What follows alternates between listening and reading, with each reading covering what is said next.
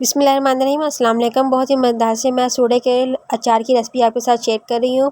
अगर किसी ने कभी सूड़े का अचार बनाया ना हो या कभी अचार कोई भी अचार ना डाला हो तो वो आप इस रेसिपी से आप बना सकते हो और सबका ही बहुत ही मज़ेदार बनेगा और बिल्कुल परफेक्ट बनेगा। इतनी आसान ये रेसिपी है और इतनी आसानी से मैंने आपको ये बनाना समझाना है।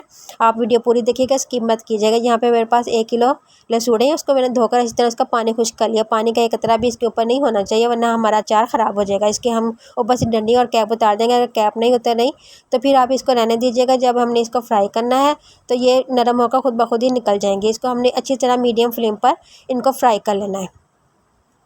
तेल मैंने सरसों का तेल लिया है, वो तकरीबन 1 से 1.5 कप था। उसी के अंदर हमने इसको फ्राई करना है।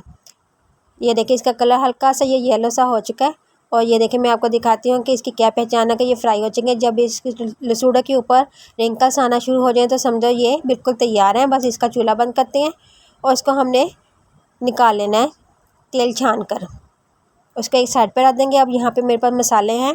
1.5 टेबलस्पून सौंफ, 1 टेबलस्पून मेथरे, 1 टेबलस्पून काली साबुत लाल मिर्चें, 1 टेबलस्पून ज़ीरा और 1 टेबलस्पून राई दाना।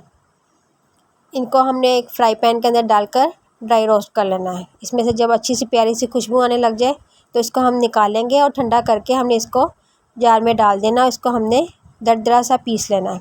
ये देखें बहुत ज़्यादा हमने इसका पाउडर नहीं बनाना, बस दरदरा दरदरा से हमने इसको पीस कर इसको हमने जिसमें मैंने लसूड़े निकाले थे उसी बर्तन के अंदर मैं ये सारा मसाला डाल रही हूँ। इसके अंदर कलौंजी 1 टेबलस्पून या 1 टीस्पून आप शामिल कर दीजिएगा। कलौंजी को हमने पीसना नहीं है वरना ये हमारा अचार का मसाला कड़वा हो जाएगा। इसके अंदर 1.5 टेबलस्पून कुटी लाल मिर्चें, 1 टेबलस्पून लाल मिर्च का पाउडर और 2 टेबलस्पून हल्दी। हल्दी इसके अंदर ज़्यादा जाएगी। हल्दी जो है वो अचार को ख़राब नहीं करती। हल्दी और नमक अगर ज़्यादा डालेंगे तो अचार ख़राब नहीं होगा और साल साल चलेगा, इसका कलर भी ख़राब नहीं होगा। 3 से 4 टेबलस्पून मैंने इसके अंदर नमक के अंदर शामिल कर दिया। इसको अच्छे से हमने मिक्स कर लेना तमाम मसालों को। फिर मैंने इसके अंदर सरसों का तेल जो गरम करके मैंने ठंडा कर लिया था वो मैंने तकरीबन 1 से 1.5 कप इसके अंदर थोड़ा थोड़ा करके शामिल करते जाना है और इसको हमने मसालों के साथ मिक्स करते जाना है।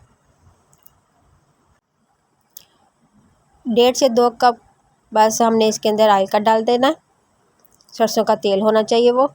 अगर आप दूसरा तेल या डालडा वगैरह भी इस्तेमाल करना चाहते हैं वो भी डाल सकते हैं, लेकिन उनको भी गर्म करके ठंडा कर लीजिएगा ताकि उनकी स्मेल वगैरह बिल्कुल ना आए।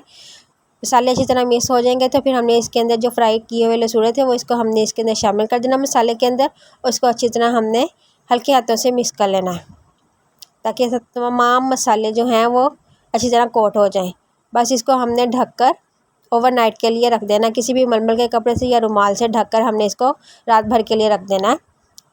फिर उसके बाद ये देखिए सुबह को मैंने इसको निकाला था। माशाल्लाह माशाल्लाह ये बहुत अच्छी तरह सारे मसाले जो हैं वो लसूड़े के ऊपर रच बस गए हैं।